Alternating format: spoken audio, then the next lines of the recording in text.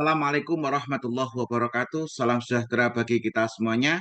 Para pejuang beasiswa masih dengan saya, Mr. Wahid Nugroho, dari Rumah Cerdas Bahasa Inggris.com, belajar bahasa Inggris dan TOEFL dari Dul. Surah Alhamdulillah, saya dalam keadaan sehat.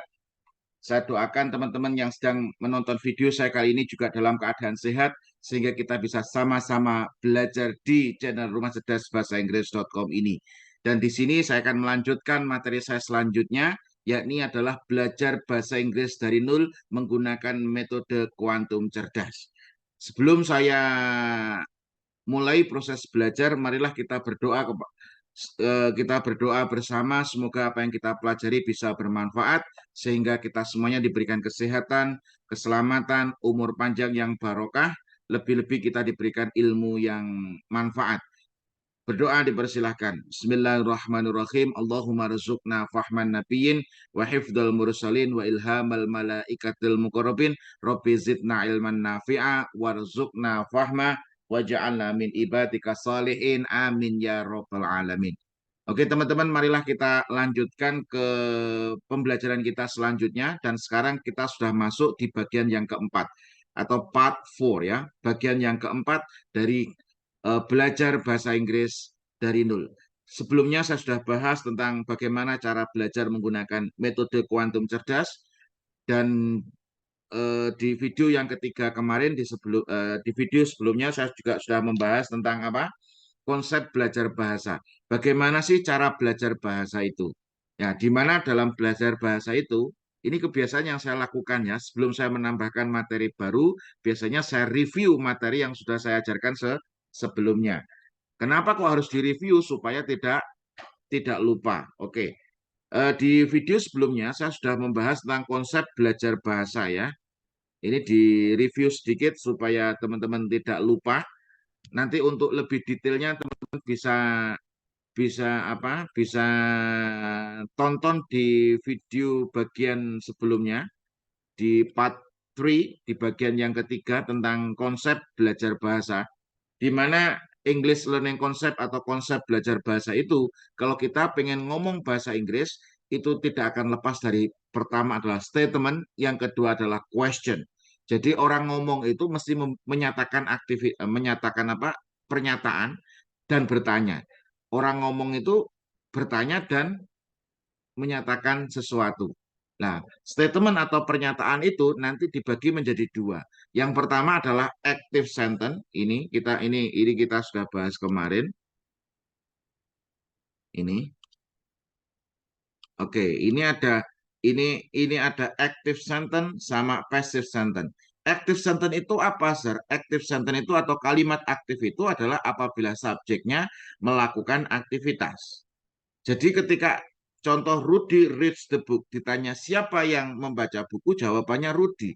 Apa yang Rudy lakukan? Membaca. Apa yang Rudy baca? Buku. Jadi subjeknya di sini menyatakan aktivitas.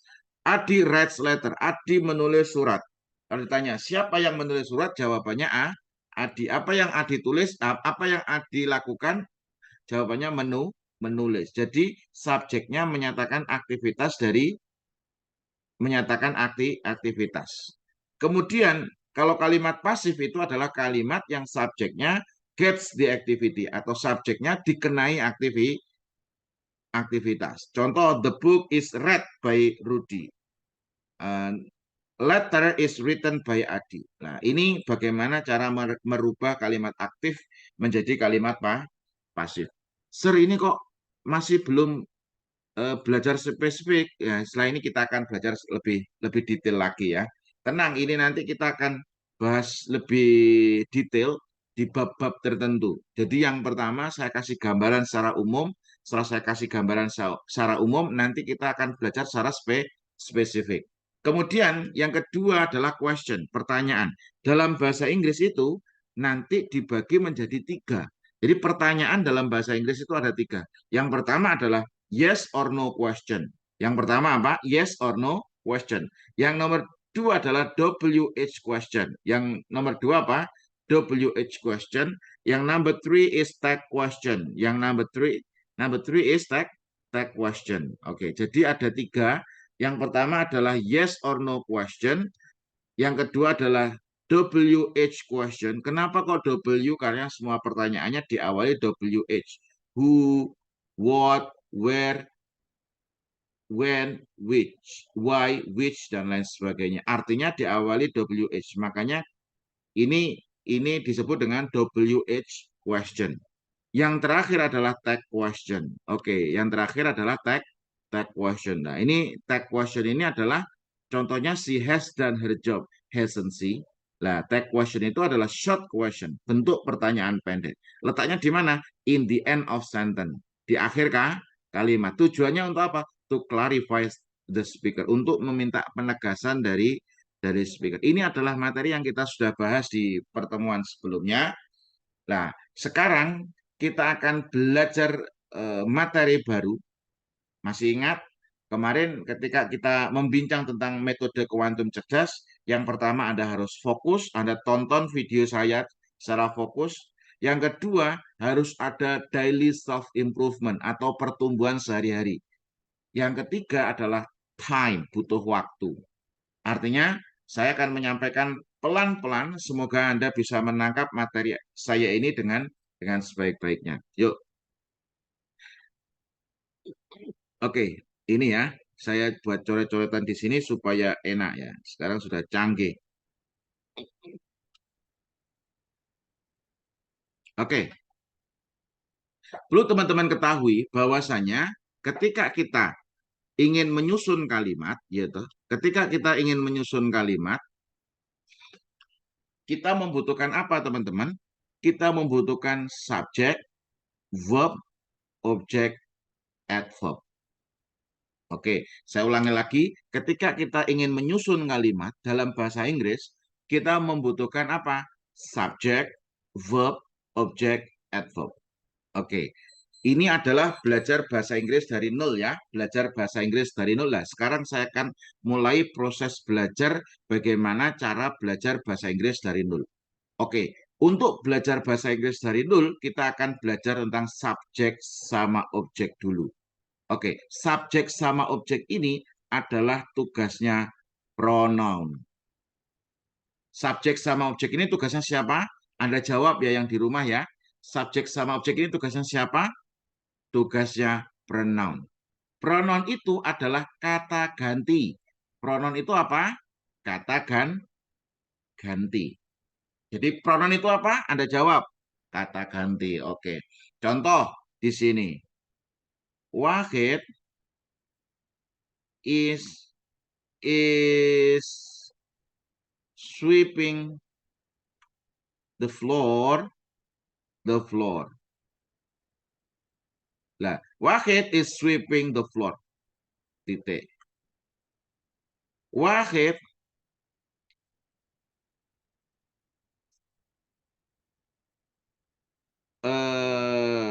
takes the broom. Oke. Wahid is sweeping the floor. Jadi Wahid sedang menyapu lantai. Wahid takes the broom. Wahid mengambil sapu. Pertanyaannya kalau diulangi Wahid lagi enak enggak? Tidak enak. Makanya Wahid yang kedua ini harus diganti dengan pronoun. Pronoun itu apa? Pronoun itu adalah kata ganti. Kata ganti untuk Wahid apa? He. Makanya di sini harusnya he. Wahid is sweeping the floor. He takes the broom. Nah, he takes the broom. Nah, nanti di TOEFL barang, di TOEFL juga nanti ada tentang pronoun reference. Pronoun he pada baris ini kembalinya kemana? Oh, kembalinya ke Wahid.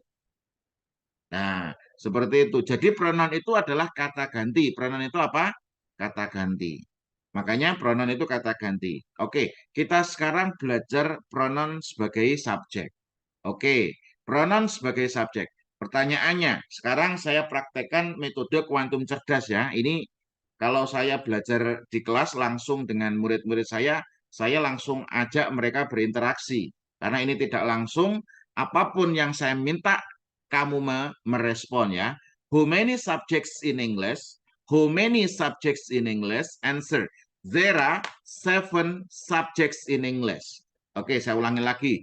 How many subjects in English? Anda jawab, there are 7 subjects in English. Nah, pertama saya informasikan, there are 7 subjects in English. Kemudian saya tanya, how many subjects in English? Answer, there are 7 subjects in English. Oke, mention. Mention is sebutkan ya. Number 1 is I. Oke, number 1 is I. Number 2 is you. Number 2 is you. Number 3 is we. Number 3 is we. Number 4 is they. Number 4 is they. Number 5 is she. Number 5 is she. Number 6 is he. Number 6 is he. And number 7 is it. Oke, number 7 is it. I itu saya. I itu apa? Saya ya. You itu kamu. You itu siapa? Kamu. We itu kita. We itu siapa? We itu kita. They itu mereka. They itu siapa? Mereka. She itu dia perempuan. Dia perempuan, she. He, dia laki-laki. He untuk siapa? Dia laki-laki. Dan it untuk kata ganti benda. Jadi I itu saya, you itu kamu, we itu kita, they itu mereka, she dia perempuan, he dia laki-laki, it untuk kata ganti benda. Wes, Anda bisa tangkap ya. I itu siapa? Saya. You itu siapa? Kamu. They itu siapa? Mereka. She itu siapa? Dia perempuan. He itu siapa? Dia laki-laki. It itu siapa? Untuk kata ganti benda. Oke, setelah kita belajar subjek sama objek, setelah kita belajar subjek, kita belajar objek. Ini tadi apa? Subjek ya. Sekarang objek. Objek. I, the object is me. Oke, I, the object is me. You, the object is you. You, the object is you. We, the object is us. We, the object is us. They, the object is them. They, the object is them. She, the object is her. She, the object is her. He, the object is him. He, the object is him. It, the object is it. It, the object is it. I, the object is I. Oke, you, the object is you. So, ini fit ya. Biar Anda bisa melihat saya. Ini tak besarkan sedikit ya. Oke. I, the object is me. Oke. You, the object is you. They, the object is them. We, the object is us. She, the object is her. He, the object is him. It, the object is it. Anda tidak boleh salah kapan menggunakan subjek, kapan menggunakan objek. Oke. Contoh di sini. Saya kasih kata repeat after me. Visit, mengunjungi. Visit, mengunjungi. Oke, repeat after me. Visit, mengunjungi.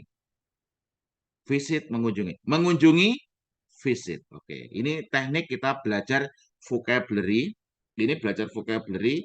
Ini grammar, ya toh. Ini belajar vocabulary, grammar menjadi satu. Oke, say in English. Saya mengunjungimu. I visit you. Kamu mengunjungiku. You visit me. Gak boleh you visit I. Kenapa? Anda harus paham mana posisi subjek, mana posisi objek. Jadi di sini harus ada verb-nya. Ini harus ada verb-nya ya.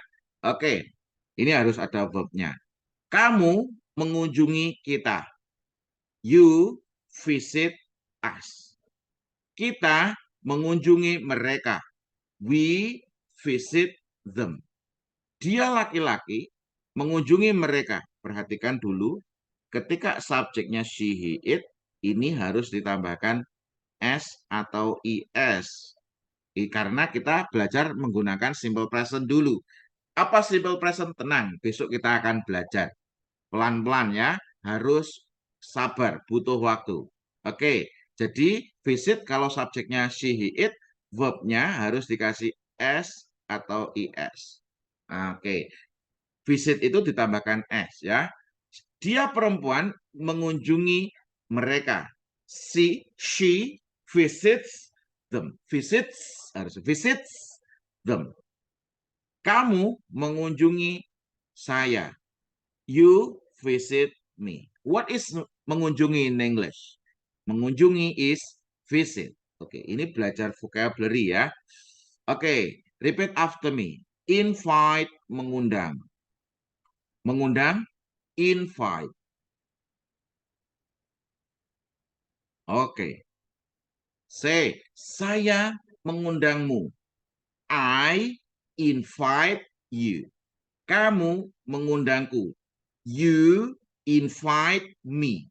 Mereka mengundang kita. They invite us. Kita mengundang mereka. We invite them. Dia, laki-laki, mengundang kita. He invites. Ingat, she, he, it. Ini dikasih S atau IS. Karena invite itu harus dikasih S. Invites. Loh, kapan menggunakan S, kapan menggunakan IS?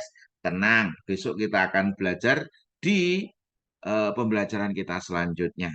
Oke, dia laki-laki mengunjungi atau mengundang mereka. Berarti he invites invites mengundang mereka, them. Gak boleh he invites they, salah. Kenapa? Karena objek, jadinya them. Okay. What is the meaning of mengundang in English?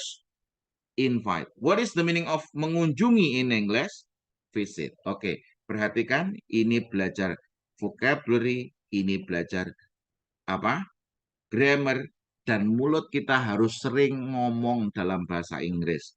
Ini adalah metode kuantum cerdas. Makanya kalau belajar di rumah cerdas bahasa Inggris, goal saya setelah 2 minggu Anda harus bisa ngomong dalam bahasa Inggris. I will invite you, I will force you to speak in English. Saya akan mengundangmu, saya akan memaksamu untuk ngomong dalam bahasa Inggris. Kenapa? Bahasa Inggris itu harus praktek. Bahasa itu seperti renang, teman-teman. Loh, kenapa kok seperti renang? Anda nggak bisa, Anda tahu teori saja. You know about the theory of how to learn English, but if you never practice, it is impossible for you. You know the theory of swimming. Kamu tahu teori berenang, tapi you never come to swimming pool, it is useless. Kamu tahu teori tentang renang, tapi kamu tidak pernah datang ke kolam renang, tidak pernah terjun ke kolam renang, tidak pernah minum air, tidak pernah tenggelam, it is impossible for you. So you need a teacher. So you need a coach to train you to be master in swimming, to be master in English. And now I will teach you how to speak in English, how to learn English from zero using method quantum cerdas method. So here is we learn about vocabulary, we learn about grammar, and we speak every time. Okay, ya. Continue. Repeat after me. Accompany, menemani. Oke, accompany, menemani. Repeat after me. Accompany, menemani. Say in English. Saya menemanimu. Say in English. Katakan dalam bahasa Inggris. Saya menemanimu. I accompany you. Kamu menemaniku. You accompany me. Mereka menemani kita. They accompany us. Kita menemani dia laki-laki. We accompany him. Dia laki-laki menemani dia perempuan. He accompanies her. Nah, dia laki-laki berarti he, kalau dia perempuan her. Oke. Mereka menemani kita. They accompany accompany us. Dia laki-laki menemani mereka. He accompanies. Ini ingat karena subjeknya she, he, it menggunakan simple present harus ditambahkan s or es. Besok kita akan belajar itu. Nah, itu semuanya sudah saya masukkan di buku konsep belajar bahasa Inggris dari nol. Pokoknya ini belajarnya jangan hanya belajar dari buku saja. Tonton video-video saya yang ada di buku konsep belajar bahasa Inggris dari nol. Saya yakin, saya garansi Anda bisa mudah untuk belajar bahasa Inggris. Kenapa? Karena based on research. Kalau Anda bingung, Anda bisa datang langsung ke Klaten, ke Rumah Cerdas Bahasa Inggris. Saya akan ajari Anda bagaimana cara menguasai bahasa Inggris dari nol. Oke, repeat after me. Visit, mengunjungi. Mengunjungi, visit. Invite, mengundang. Mengundang, invite. Accompany, menemani. Menemani, accompany. Oke. Ini ya. Ini di chapter 2. Oke, chapter 2. Pronoun adalah kata ganti. Oke. Oke. Di sini pronoun tadi sudah saya jelaskan ini. Nah, ini petanya seperti ini. Pada materi ini, goalsnya, setiap materi harus ada goals ya. Goalsnya adalah Anda tidak boleh kebalik-balik dalam penggunaan pronoun. Nah, nanti kita baru belajar subjek sama objeknya. Kita baru belajar subjek sama objek. Nah, di buku saya juga sudah ini. Pada tabel di atas Anda perhatikan bahwa terdapat 7 subjek dalam bahasa Inggris. Yaps, ada 7 subjek bahasa Inggris. Yaitu I, itu saya, you, itu kamu, they, itu mereka, we, itu kami atau kita, she, itu dia perempuan, he, dia laki-laki, it, pengganti kata benda. Kita tadi sudah bahas ini ya. Oke, ini diisi. Kalau saya bahasa Inggrisnya apa? Kamu jawab I. Kalau kamu apa? You. Mereka apa? They. Ini subjek ya. Kita atau kami apa? We. Dia perempuan apa? She. Dia laki-laki apa? He. Kata ganti untuk benda apa? It. Nah, ini setelah ada penjelasan, kemudian ada latihannya Anda kerjakan. Sesimpel itu Anda harus praktekkan. Oke, di situ Anda setelah Anda menguasai subjek, Anda harus menguasai objek. Oke. Untuk objek Anda bisa lihat di tabel di atas. Ini sudah kita bahas tadi ya, bahwasanya I itu subjeknya apa? Me. I itu subjeknya, I itu objeknya me. I itu kan subjek, objeknya ini. You itu objeknya you. We itu objeknya apa? Us. They itu objeknya apa? Them. Oke. She itu objeknya adalah her. He itu objeknya adalah him. It itu objeknya adalah it. Ini kita sudah bahas di materi sebelumnya ya. Oke. Anda harus teliti, tidak boleh salah menggunakan subjek atau objek. Oke. Oke, visit. Tadi saya sudah mengatakan visit, ya toh. Visit, mengunjungi. Kalau saya mengunjungimu, kamu bisa mengatakan I visit you. I visit you. Kalau kamu mengunjungiku, kamu jawab you visit me. Mereka mengunjungi kita. Mereka bahasa Inggrisnya apa? They visit us. Kita mengunjungi mereka. Kita apa bahasa Inggrisnya? we visit. Ini nggak boleh mereka, ini kan mereka they. Tapi karena posisinya dia di objek, makanya harusnya berubah menjadi them. Kita mengunjungi dia. Berarti apa? We visit dia. Dia laki-laki. Apa? Him. Dia laki-laki mengunjungi kita. Oke, dia laki-laki mengunjungi kita. Dia laki-laki berarti he visit us. Kita itu we, tapi posisinya di objek jadinya us. Nah, gitu. Dia perempuan mengunjungi dia laki-laki. Kalau dia perempuan berarti she mengunjungi apa? Visit, karena tadi subjek she, he, it harus ditambahkan s atau is, maka di sini harus kasih s. Visits. Dia laki-laki, him. Nggak boleh he. Loh kenapa? Karena posisinya di objek ya. Ini contohnya ini teman-teman. Nah, nanti di buku juga ada kosakata yang membantu teman-teman untuk praktek. Kenapa? Karena belajar bahasa itu harus banyak praktek, teman-teman. Kalau nggak banyak praktek, ya kesulitan. Oke, tadi sudah dikasih contoh tentang visit, yaitu invite, kemudian sudah dikasih contoh accompany, ada 3 kosakata. Nah, ini ada invite, artinya mengundang, accompany, menemani. Oke, sekarang give.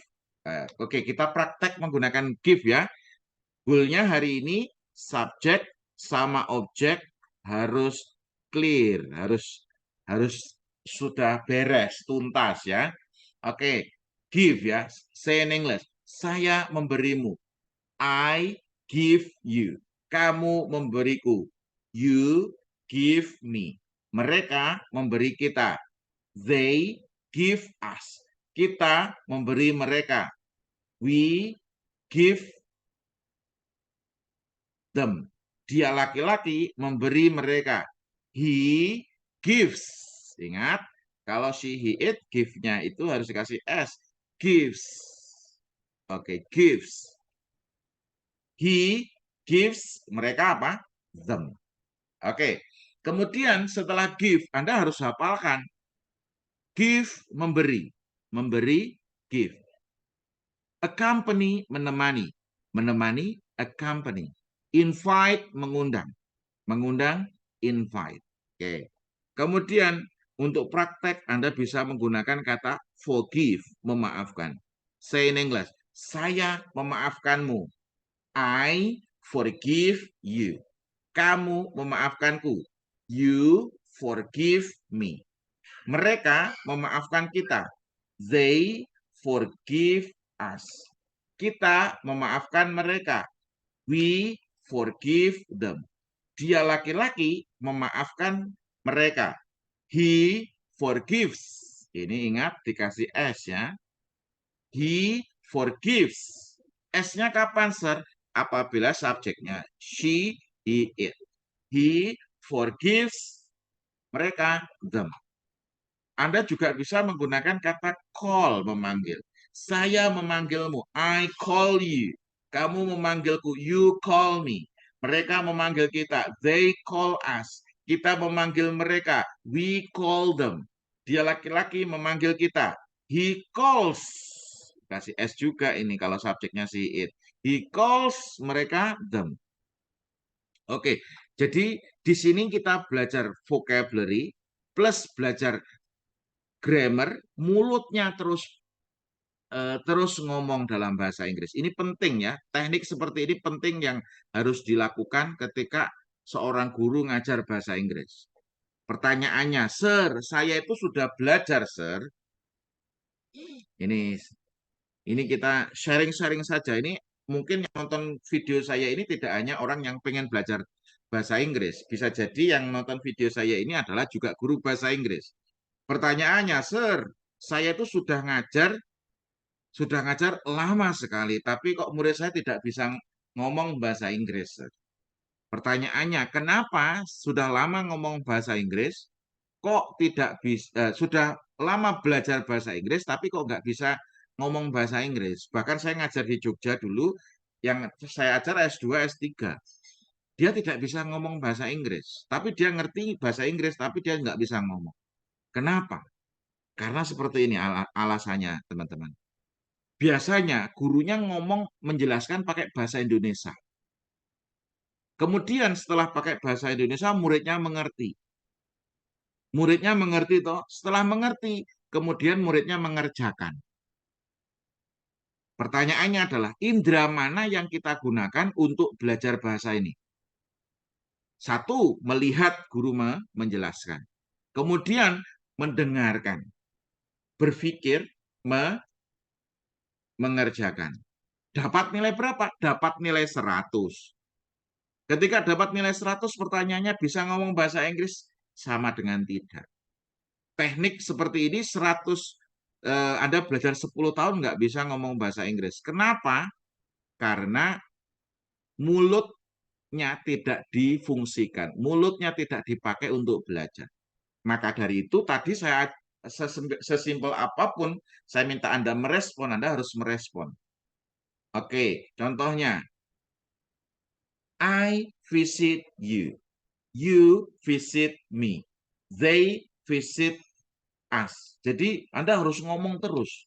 Makanya teknik yang digunakan di rumah cerdas bahasa Inggris, Anda harus belajar grammar. Anda nggak bisa kalau Anda menyusun kalimat tanpa menggunakan grammar yang tepat. Yang kedua, Anda harus belajar kosakata. Anda harus belajar kosakata. Yang ketiga, Anda harus ngomong terus, mempraktekkan grammar sama vocabulary dalam ngomong dalam bahasa Inggris. Seperti yang saya minta tadi, accompany menemani, menemani accompany. Nah, ini kan vocabulary. Saya minta pada kamu, saya menemanimu. I accompany you. Saya ngomong bahasa Indonesia, kamu ngomong bahasa Inggris terus. Loh, kenapa? Karena kamu yang belajar kok. Kamu yang belajar, kamu ya harus ngomong bahasa Inggris.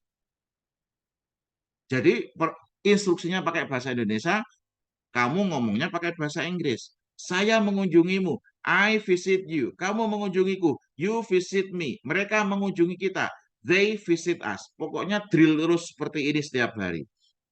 Kalau di kelas, di rumah cerdas bahasa Inggris, di kelas bukan di YouTube ya. Biasanya sebelum mulai belajar, saya drill kosakata 50 sekali pertemuan. Go, pergi, pergi, go. Bring, membawa, membawa, bring. Burung, meminjam, meminjam, burung. Meet, bertemu, bertemu, meet. Eat, makan, makan, eat. Nah, setiap hari 50 kosakata. Kalau setiap masuk 50 kosakata. Nanti setelah 100 kosakata, dua hari pertemuan, saya drill terus. Nanti bukunya saya suruh tukarkan dengan temannya. Temannya tanya dalam bahasa Indonesia, pergi, go, membawa, bring, meminjam, borrow, bertemu. Kemudian kamu tidak, kemudian kamu apa? Kamu tidak bisa menjawab, dihitung 1, 2, 3, tandai. Menemani, accompany, mengunjungi, kamu nggak bisa menjawab, dihitung 1, 2, 3, tandai. Loh, maksudnya kenapa kok harus ditandai, Sir? Yang ditandai itu yang kamu harus hafalkan lebih. Kenapa? Karena kamu nggak bisa menjawab. Artinya dengan seperti itu, kamu tahu vocabulary yang tidak kamu ketahui dan kamu harus hafalkan lebih. Sir, terus saya sulit untuk menghafal, saya terlalu sibuk. Biasanya saya buatkan rekaman, saya buatkan rekaman tujuannya supaya apa? Tujuannya supaya bisa membantu teman-teman untuk menghafalkan kapanpun, dimanapun Anda berada. Sambil santai, sambil nyetir mobil, Anda bisa mendengarkan kosakata. Sambil ngopi, Anda pakai headset, Anda dengarkan kosakata. Sambil ngomong, Anda dengarkan kosakata. Saya yakin kalau Anda sering mendengarkan, Anda akan semakin mudah dalam proses belajar. Nah, sekian untuk video kali ini. Kita lanjutkan ke video selanjutnya ya. Terus belajar tingkatkan kemampuan. Saya akan terus mengajari Anda how to speak in English, how to learn in English. My goal is you can master in English and you can reach the goal of your TOEFL. That's all for this video. See you for the following meeting. Let's close our program this meeting by praying. Alhamdulillahirabbil alamin. Semoga apa yang kita pelajari bermanfaat. See you in the following video.